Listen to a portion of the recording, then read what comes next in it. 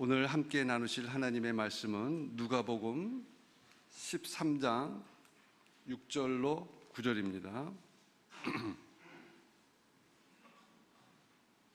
찾으신 후 저와 여러분이 한 절씩 교독하도록 하겠습니다. 이에 비유로 말씀하시되 한 사람이 포도원에 무화과 나무를 심은 것이 있더니 와서 그 열매를 구하였으나 얻지 못한지라.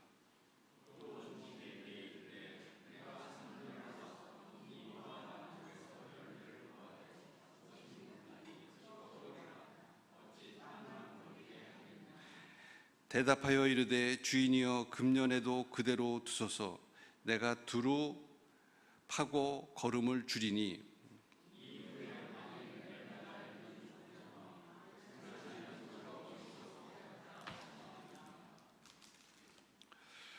오늘의 설교 제목은 은혜와 응답입니다.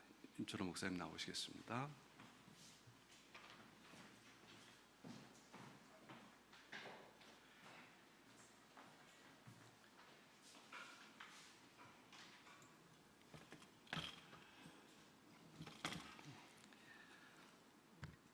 우리 인간은 오직 하나님의 은혜로 구원을 받습니다. 구원은 우리 자신의 행위가 만들어내는 공로에 의한 것이 아니고 전적으로 하나님의 은혜 선물로 주어집니다. 우리 인간을 구원하시는 이 하나님의 은혜가 결정적으로 나타난 것이 바로 예수님의 십자가입니다.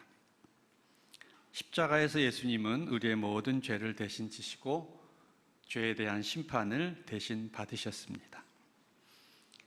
하나님께서는 예수님으로 하여금 우리가 받아야 할 심판을 대신 받고 죽게 하심으로써 우리 인간을 심판하시고 동시에 구원하셨습니다. 예수님 안에서 하나님께서는 우리의 죄와 죽음을 대신 담당하시고 우리에게는 의와 생명을 주셨습니다. 이것이 기독교의 복음입니다. 종교개혁자들은 예수님께서 우리 죄를 대신 지고 죽임을 당함으로써 우리에게는 하나님의 의와 생명이 주어진 것을 행복한 교환, 해피 익스체인지라고 불렀습니다. 하나님의 은혜는 값없이 선물로 주어집니다. 그러나 이 은혜는 결코 값싼 은혜가 아닙니다. 하나님의 은혜가 값이 없다는 것은 그 은혜가 값싸다는 것을 의미하지 않습니다. 오히려 그 반대로 값을 매길 수 없을 정도로 값비싸다는 것을 의미합니다. 영어로 말하면 값이 없다, priceless는 invaluable이란 의미입니다. 어떤 값도 매길 수 없을 정도로 값비싸다고 하는 말입니다. 예수님의 십자가는 우리를 향한 하나님의 무한하신 사랑의 궁극적 표현이고, 이 십자가를 통해 주어지는 하나님의 은혜는 그 무엇과도 바꿀 수 없는 값비싼 놀라운 은혜입니다. 그런데 우리가 여기서 꼭 기억해야 할 사실이 하나 있습니다. 그것은 하나님의 은혜가 값없이 주어지지만 상업적인 의미에서 공짜, 프리는 아니라는 것입니다. 상거래에서는 값을 치르든지 또는 값을 치르지 않고 프리로, 무상으로 재화를 주고받으면 그것으로 거래관계는 끝납니다. 그러나 하나님과 인간의 관계는 이와 같은 상업적인 거래관계와는 다릅니다. 우리가 하나님의 은혜를 선물로 값없이 받으면 그것으로 하나님과 우리의 관계가 끝나는 것이 아닙니다. 이제 시작되는 것입니다. 하나님께서는 우리에게 은혜를 베푸실 때에 그 은혜에 상응하는 우리의 응답을 요구하십니다. 오스카 와일드라고 하는 사람이 쓴 그날 이후라고 하는 글이 있습니다. 예수님이 어느 날 자신이 땅에 계실 때에 기적을 베푸신 사람들이 어떻게 살고 있는지 궁금해서 다시 이 땅에 오셨습니다. 예수님은 갈릴리에서 피투성이가 되어 싸움질을 하고 있는 한 불량배를 만났습니다. 여보 젊은이, 한낮에 이게 무슨 짓입니까? 라고 말을 걸었더니 그가 예수님을 알아보고 말했습니다. 소경이었던 나를 고치신 예수시군요.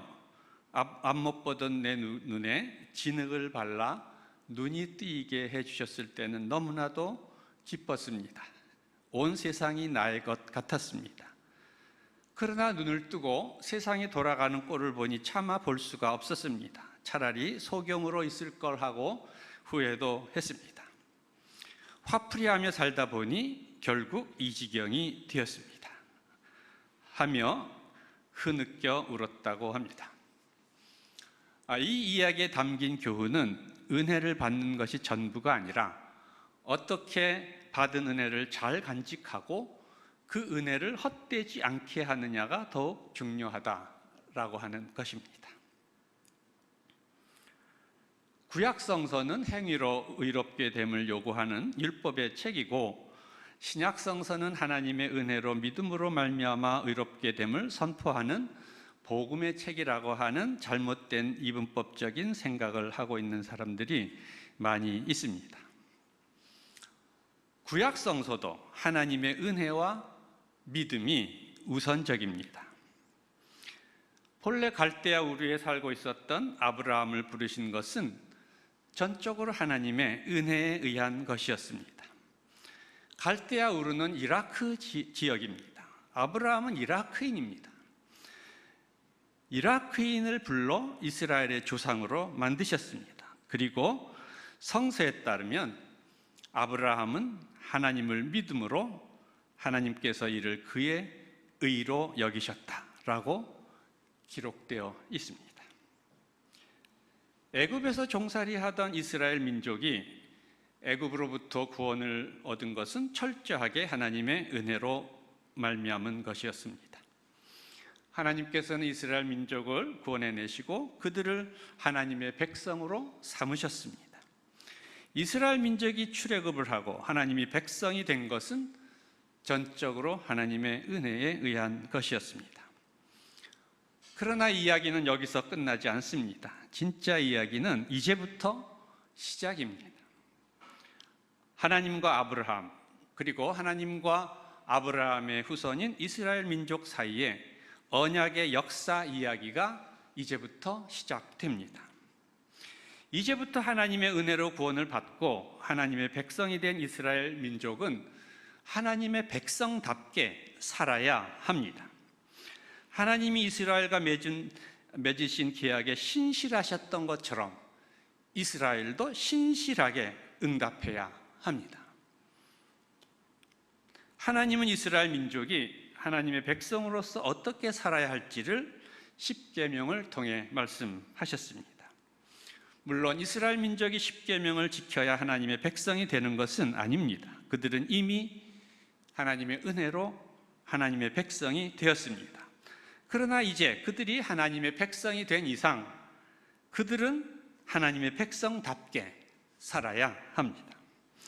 이제 결코 그들은 하나님의 백성이 되기 이전의 삶으로 돌아갈 수 없습니다. 돌아가서는 안 됩니다. 그들은 다시 애굽으로 돌아갈 수 없습니다. 그들이 하나님의 백성이 된 이상 이제 그들은 하나님을 모르는 세상 사람들처럼 살아서는 안 되는 것입니다. 그들은 거룩한 하나님처럼 거룩한 백성이 되어야 합니다. 그들은 하나님의 계명을 준수해야 합니다. 구약성서는 이른바 신명기 사관에 의해서 기록되었습니다. 신명기 역사관, 신명기 사관에 따르면 하나님의 백성으로서 이스라엘 민족이 하나님의 말씀을 잘 준행하면 복을 받고 불순종하면 저주를 받는다는 것입니다. 신명기, 사무엘, 열왕기, 역대기 같은 역사서들이 다 이 신명기 사관에 의해 기록되었습니다. 이 신명기 사관은 특별히 신명기 28장에 가장 잘 나타납니다. 신명기 28장은 순종하여 받는 복과 불순종하여 받는 저주를 잘 보여줍니다. 순종하여 받는 복은 28장 1절에서 6절에 나타납니다. 이렇습니다. 내가 내 하나님 여호와의 말씀을 삼가 듣고 내가 오늘 내게 명령하는 그의 모든 명령을 지켜 행하면 내 하나님 여호와께서 너를 세계 모든 민족 위에 뛰어나게 하실 것이라. 내가 내 하나님 여호와의 말씀을 청종하면 이 모든 복이 내게 임하며 내게 이르리니 성읍에서도 복을 받고 들에서도 복을 받고 내 몸의 자녀와 내 토지의 소산과 내 짐승의 새끼와 소와 양의 새끼가 복을 받을 것이며 내 광주리와 떡반죽 그릇이 복을 받을 것이며 내가 들어와도 복을 받고 나가도 복을 받을 것이니라. 여기서 복을 받는 조건은 내 하나님 여호와의 말씀을 삼가 듣고 내가 오늘 내게 명령하는 그의 모든 명령을 지켜 행하면 이라고 하는 조건절에 나타납니다. 다른 한편 불순종하여 받는 저주는 20절에서 22절에 기록되어 있습니다. 여기서 저주가 내리는 조건은 악을 행하여 하나님을 잊는 것입니다. 이제 하나님의 백성이 되었기 때문에 하나님의 말씀을 잘 듣고 그 명령을 지켜 행하면 복을 받고 하나님을 잊고 악을 행하면 저주를 받는다는 것입니다. 이와 같은 신명기 사관에 근거해서 구약성서 저자들은 이스라엘이 아수르와 바벨론에 의해 멸망한 것은 그들이 하나님을 잊고 악을 행했기 때문이라고 기록하고 있습니다. 구약성서 역사서들은 이와 같은 신명기 사관 안에서 기록된 이스라엘 민족의 역사책입니다. 하나님은 값없이 우리를 하나님의 백성으로 불러주시고 구원의 은혜를 베풀어 주십니다. 그러나 하나님의 은혜를 받은 우리 인간이 그 하나님의 은혜를 싸구려 은혜로 만들지 않고 그 은혜가 은혜되도록 하기 위해서는 그 은혜에 상응하는 삶을 살아야 합니다. 하나님의 은혜에 상응하는 삶은 하나님의 말씀과 명령을 따라 행하는 삶입니다. 하나님께서는 우리가 이러한 삶을 살 때에 더 큰 은혜와 복을 내려주시지만 그렇지 못할 때에는 징계하시고 심판하신다고 말씀하십니다. 이것은 단지 구약성서의 이야기만이 아닙니다. 이것은 신구약성서 전체를 관통하는 메시지입니다. E.P. 샌더스라고 하는 신학자가 기독교인들이 유대교를 행위지향적인 종교로 부정적으로 이해해온 것은 1세기 유대교 텍스트와 후기 랍비 문헌을 올바로 이해하지 못했기 때문이라고 얘기했습니다.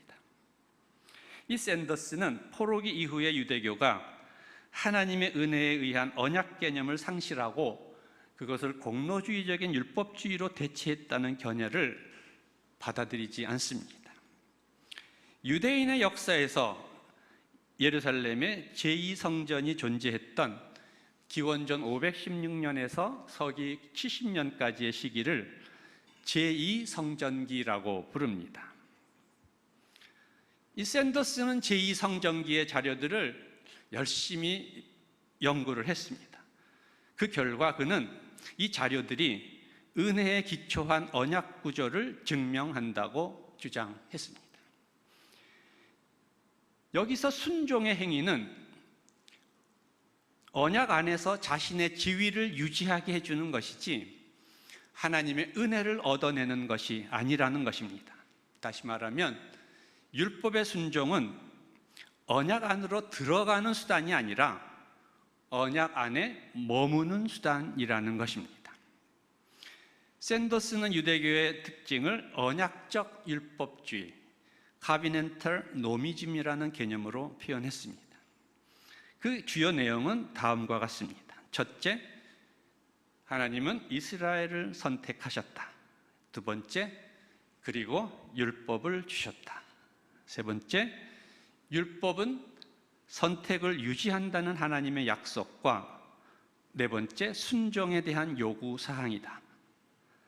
다섯 번째, 하나님은 순종에는 보상하시고 불순종에는 벌을 내리신다. 여섯 번째, 율법은 속죄의 수단을 제공한다. 그리고 일곱 번째, 속죄는 언약적 관계의 유지 또는 재수립을 가져온다. 그리고 마지막 여덟 번째, 순종, 속죄, 그리고 하나님의 자비로 언약 안에 머무는 모든 자는 구원을 받는다. 여기서 하나님의 선택과 최종적인 구원은 인간의 성취가 아닌 하나님의 은혜에 의한 것이라는 것입니다. 샌더스는 은혜와 행위가 잘 균형 잡힌 이러한 언약적 율법주의가 예수님과 바울 시대의 유대교의 참모습이고, 따라서 초기 유대교를 율법적인 행위의 의의를 추구하는 종교로 이해하는 관점은 잘못된 것이라고 봅니다. 율법의 본래 정신은 율법을 잘 지킴으로써 하나님의 백성이 되는 것이 아닙니다. 율법의 본래 정신은 하나님의 은혜로 구원받은 하나님의 백성이 그 은혜에 대한 응답으로 하나님 백성답게 살아야 한다는 것입니다. 이런 의미에서 은혜와 율법은 대립적인 관계에 있지 않습니다. 예수님은 말씀하셨습니다. 내가 율법이나 선지자를 폐하러 온 줄로 생각하지 말라. 폐하러 온 것이 아니요 완전하게 하려 함이라. 진실로 너희에게 이르노니 천지가 없어지기 전에는 율법의 1.1획도 결코 없어지지 아니하리라. 우리는 이 말씀의 의미를 올바로 깨달아야 합니다. 율법이 은혜에 기초하고 있듯이 은혜는 율법을 요구합니다. 존 바클레이라고 하는 신학자는 바울과 선물이라는 책을 썼는데, 그 책에서 성경에 나타나는 은혜 개념을 분석했습니다. 그는 호혜적인 관계를 기대하는 고대의 선물과 아무런 되돌아옴을 기대하지 않는 현대의 순수한 선물을 구별했습니다. 그는 고대 사회에서 대개 선물은 응답을 기대하지 않는 것이 아님을 보여주는 여러 증거들을 제시했습니다. 선물은 타자에 의해 유발되지 않는다는 의미에서는 무상입니다. free입니다. 그러나 하나님의 선물은 상호적인 운동의 순환 운동의 시작으로 여겨진다는 의미에서 하나님의 은혜의 선물은 단지 무상이 아닙니다. 고대 사회에서 선물은 다양한 종류의 사회적 유대를 만들기 위한 것이었습니다. 선물의 수혜자는 자신이 그 선물에 응답해야 할 도덕적 사회적 의무를 지니는 것으로 이해했습니다. 바클레이는 샌더스처럼 은혜가 구약성서 모든 곳에서 발견된다고 생각합니다. 그리고 그는 이른바 행위 종교란 것이 하나님의 은혜 안으로 들어가는 길을 인간이 스스로 만들어내야 하는 종교를 의미한다면, 초기 유대교는 행위 종교가 아니라고 말했습니다. 그리하여 은혜가 응답을 선행하는 언약적 율법주의가 유대교에 대한 올바른 이해라는 샌더스의 주장에 바클레이는 동의했습니다. 바클레이는 갈라디아서와 로마서를 중심으로 은혜에 대한 바울의 이해를 분석했습니다. 갈라디아서에서 은혜와 관련된 바울의 주된 관심은 비상응성에 있습니다. incongruity. 이 비상응성이란 우리에게 아무런 자격이나 공로가 없는데도 하나님의 은혜가 주어지는 것을 의미합니다. 그러나 이 비상응성은 응답 자체를 생각하지 않고 은혜가 주어지는 것을 의미하지는 않습니다. 다른 유대인들은 하나님의 은혜가 인간의 응답을 요구한다고 생각했던 반면에 바울은 응답을 요구하지 않는 일방적인 선물로 생각했다는 주장은 잘못된 것입니다. 바울은 하나님이 은혜에 대한 인간의 응답을 기대하신다는 사실을 분명히 했습니다. 로마서 6장에서 8장은 은혜를 받은 신자들이 그 은혜에 응답해야 한다는 것을 잘 보여줍니다. 바울은 특히 로마서 6장 15절에서 19절에서 순종의 종으로 의에 이른다 라고 말씀합니다. 또한 바울은 마음으로 순종하여 너희 지체를 의에게 종으로 내어주어 거룩함에 이르라고 말씀합니다. 이 말씀은 하나님의 은혜에 응답하는 우리의 모습이 어떠해야 하는지를 잘 보여줍니다. 그것은 순종함을 통해 의에 이르고 의를 실천하는 삶을 통해 거룩함에 이르러야 한다는 것입니다. 선물은 의무를 수반합니다. 바클레이는 종교개혁자들이 은혜가 대상의 가치와 관계없이 선물로 주어진다는 사실을 올바로 잘 강조했다고 보았습니다. 그러나 그는 루터가 하나님의 은혜를 일방적으로 주어지는 것으로만 이해한 것은 바울의 사상과 같지 않다라고 말했습니다. 하나님의 은혜에 목적이 있습니다. 하나님의 은혜는 목적이 있습니다. 하나님의 은혜는 우리 인간 실존을 회복하고 우리 인간을 그 은혜에 상응하는 예배자로 만드는 데 있습니다. 하나님의 은혜는 우리의 의지를 제한하거나 강요하지 않습니다. 바울은 우리 안에서의 하나님의 일하심이 우리 자신의 주체적인 의지를 만들어낼 것을 기대합니다. 그러므로 바울은 다음과 같이 말씀합니다. 그러므로 나의 사랑하는 자들아, 너희가 나 있을 때뿐만 아니라 더욱 지금 나 없을 때에도 항상 복종하여 두렵고 떨림으로 너희 구원을 이루라.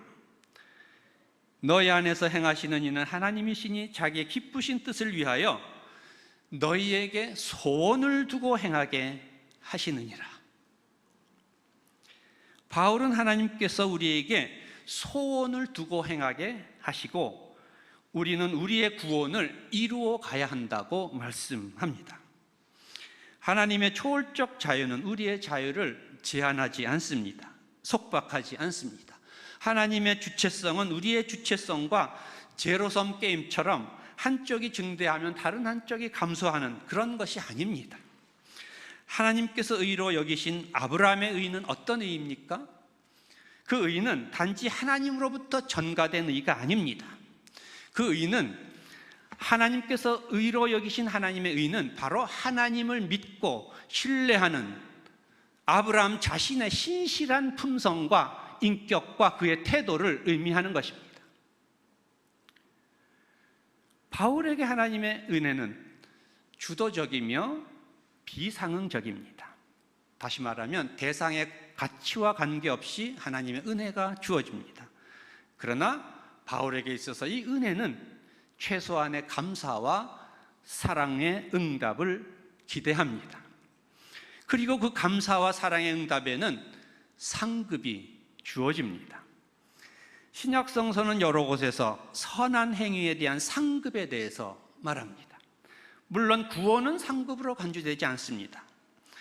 고린도전서 3장에서 바울은 그리스도의 터 위에 보석과 같은 것으로 세운 사람은 그 공적으로 상급을 받고 지푸라기 같은 것으로 세운 사람은 불 가운데를 통과하는 구원만을 받을 것이라고 말씀합니다. 여기서 바울은 공적으로 상급을 받는다고 말씀합니다. 따라서 공로와 구별되는 종말론적인 상급에 대한 신학적인 이해가 요구됩니다. 최후의 심판에서 구원 자체는 공로에 의해 획득되는 보상이 아닙니다. 그러나 최후의 심판은 인간의 행위에 대한 평가와 선한 행위에 대한 상급을 포함합니다. 우리를 이롭게 하시는 하나님의 은혜의 목적은 우리의 자아가 새롭게 변화되어 거룩하게 행함으로써 마지막 심판날에 하나님으로부터 그에 대한 상급을 받도록 하는 데 있습니다.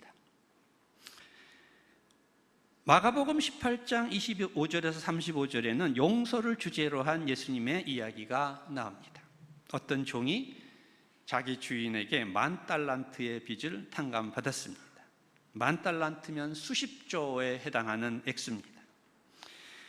그런데 이 사람이 자기에게 100데나리온의 빚을 진 동료의 빚을 탕감해 주지 않고 옥에 가두었습니다.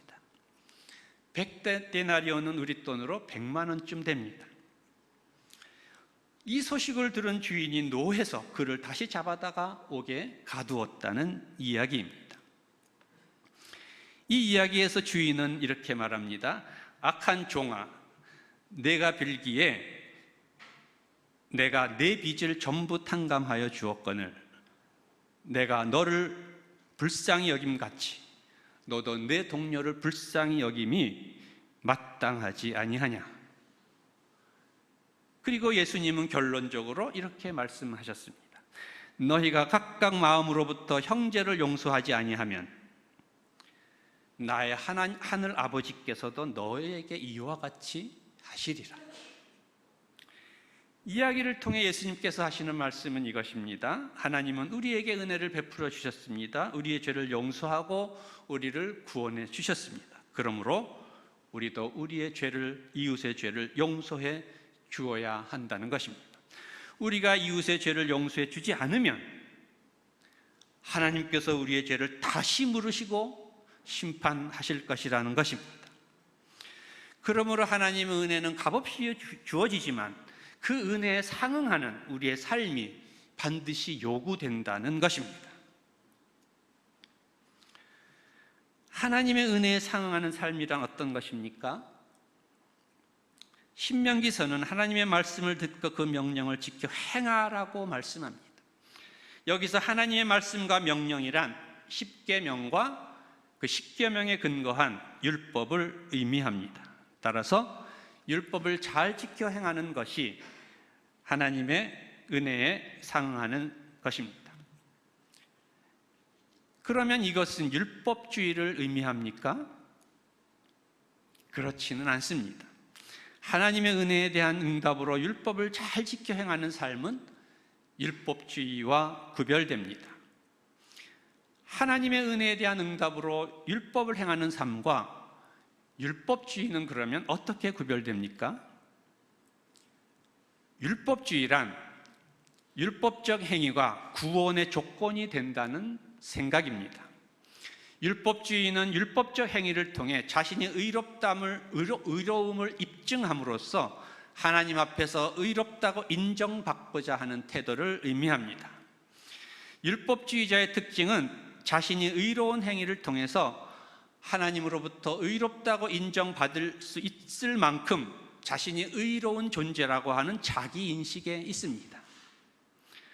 한마디로 율법주의자는 자기의 self-righteousness에 사로잡혀 있습니다. 또한 율법주의는 겉으로 드러나는 행위를 중요시합니다. 내면에는 어떤 악한 동기가 있어도 겉으로 드러난 행동을 통해 율법의 조항들을 잘 준수하면 의롭게 될 수 있다고 생각합니다.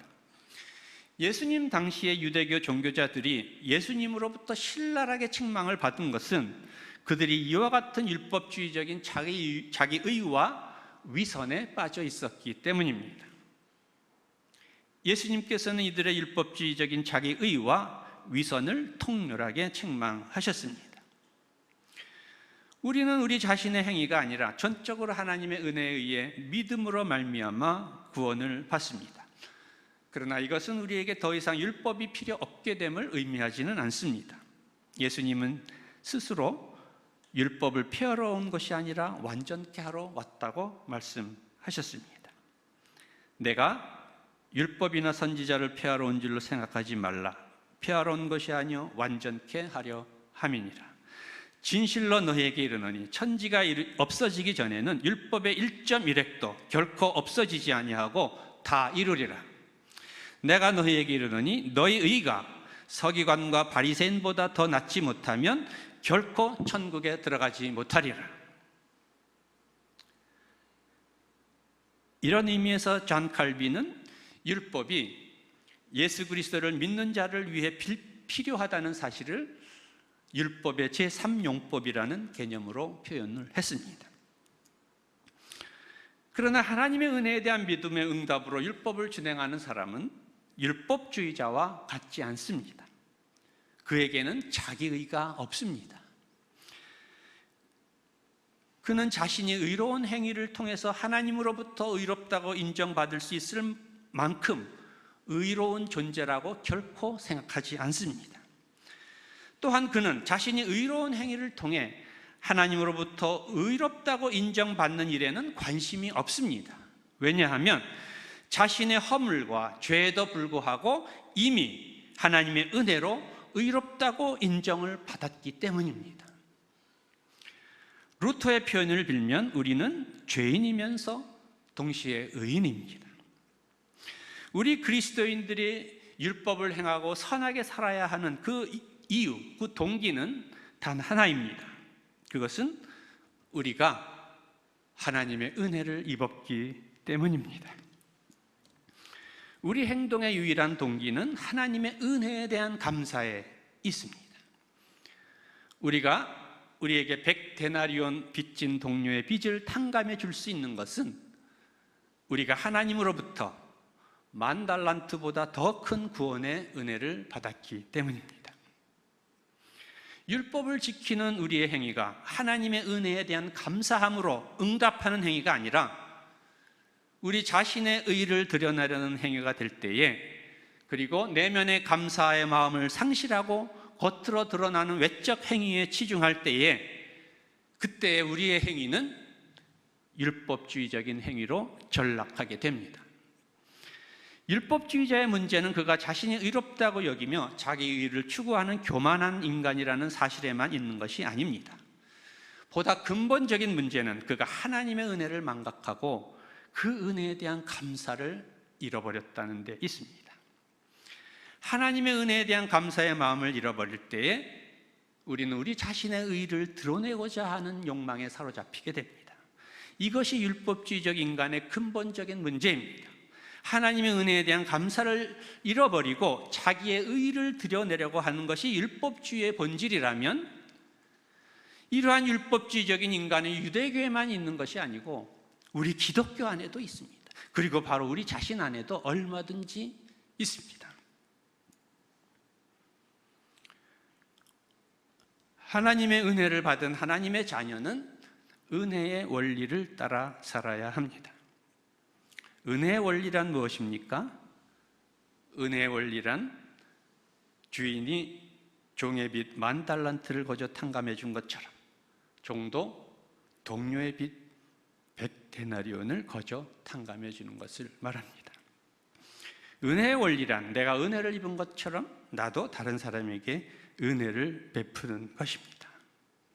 은혜의 원리란 내가 이웃에게 사랑을 베풀 때 그것을 내 의나 공로로 여기지 않고 그러한 행동이 하나님의 그 큰 은혜의 10,000분의 1이라도 보답하기 위한 지극히 당연한 행동이라고 여기는 것입니다.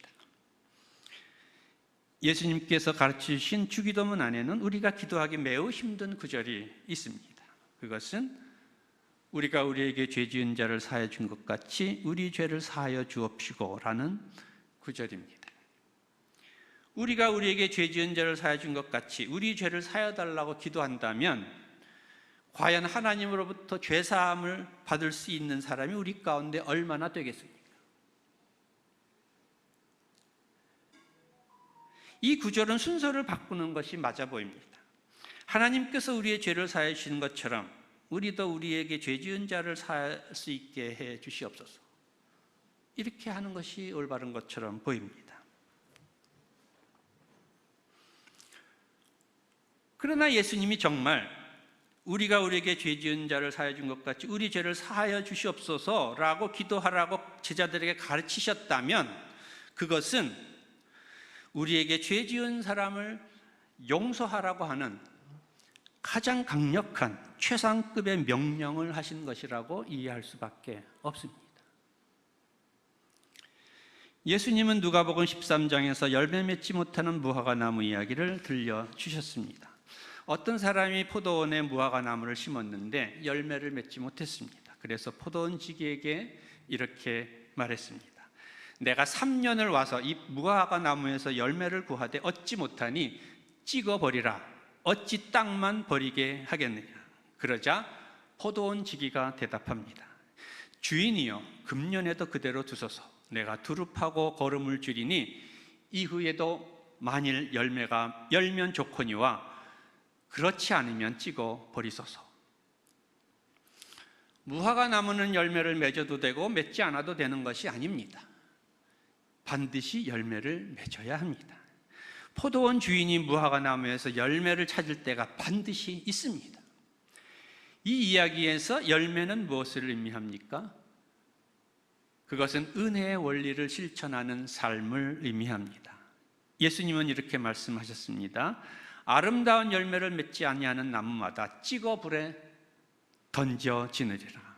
이러므로 그들의 열매로 그들을 알리라.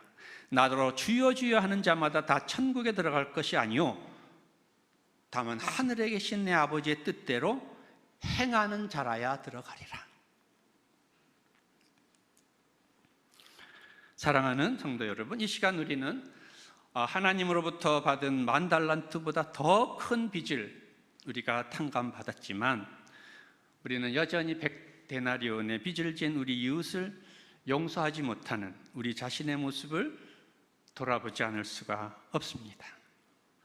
우리는 하나님의 그 크신 은혜를 잊고 살면서도 이웃에게 은혜를 베풀지 못하는 우리 자신의 모습을 회개하지 않을 수가 없습니다. 우리는 하나님의 은혜에 대한 감사와 감격을 상실한 채 우리 자신의 의와 세상적인 자기 자랑을 추구하는 우리 자신의 모습을 회개하지 않을 수 없습니다. 참으로 감사한 것은 우리가 진정으로 회개하고 다시 하나님의 뜻대로 행하기 위해 결심하고 최선의 노력을 다한다면 하나님께서는 우리의 육신의 연약함으로 인해서 때때로 넘어지고 실패하고 또 우리가 맺은 열매가 매우 초라할지라도 오히려 우리를 불쌍히 여기시고 우리의 연약함을 불쌍히 여기시고 긍휼과 자비를 베풀어 주신다는 사실입니다. 성령께서 우리를 다시 일으켜 주시고 우리가 더 좋은 열매를 더 많이 맺을 수 있도록 새로운 힘과 용기를 주신다는 사실입니다. 그러므로 바울은 말씀합니다. 너희 안에서 착한 일을 시작하신 이가 그리스도 예수의 날까지 이루실 줄을 우리는 확신하노라.